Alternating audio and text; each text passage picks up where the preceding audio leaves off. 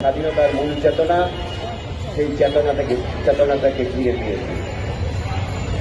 আমাদের স্বাধীনতার যে মূল চেতনা ছিল গণতন্ত্র, বৈষম্যহীন সমাজ, সেটি সেই 7ই নভেম্বরের মধ্যেই প্রতিষ্ঠিত হয়েছে।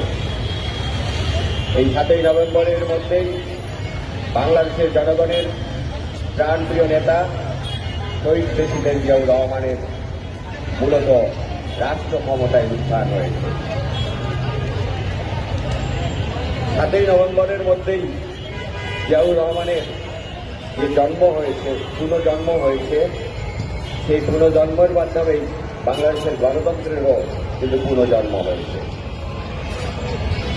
আজকে এই দিনটি অত্যন্ত গুরুত্বপূর্ণ, আজকে এই দিনটি অত্যন্ত তাৎপর্যপূর্ণ, যখন বারবারই একটি দল আমাদের ক্ষমতাকে কুক্ষিগত করেছে, স্বাধীনতাকে বিসর্জন দিয়েছে, স্বাধীনতার মূল যে চেতনা, সেই চেতনাকে ধূলিসাৎ করেছে, তখনই কিন্তু 7ই নভেম্বর বারবার আমাদের জীবনে অতি গুরুত্বপূর্ণ হয়ে দাঁড়িয়েছে।